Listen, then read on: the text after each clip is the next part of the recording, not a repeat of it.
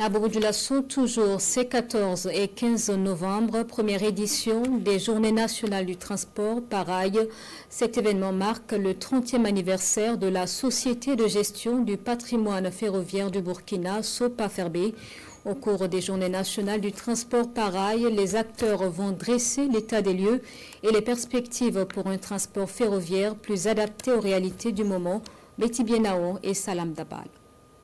À cette rencontre avec les hommes et femmes du média, le directeur général de la Société de gestion du patrimoine ferroviaire du Burkina annonce la tenue prochaine des Journées nationales du transport par rail.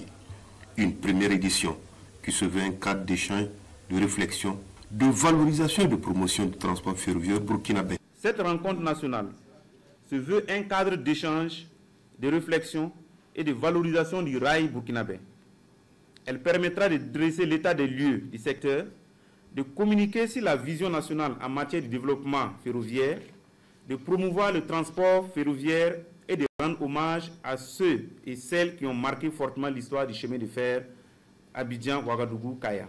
La ville de Bobo-Dioulasso, symbole de l'aventure ferroviaire du Burkina Faso, abritera cette première édition. Des journées qui vont permettre de dresser l'état des lieux du secteur et de communiquer sur la vision des autorités en matière de développement du transport ferroviaire. L'exploitation du réseau ferroviaire actuel a connu plusieurs mutations institutionnelles.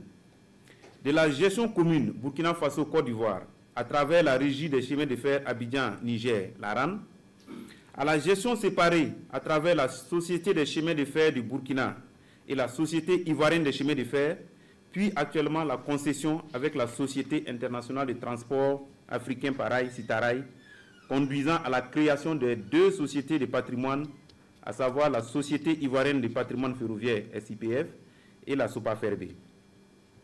Chacune de ces étapes a marqué une page importante de notre histoire commune avec ses succès, ses défis et ses perspectives.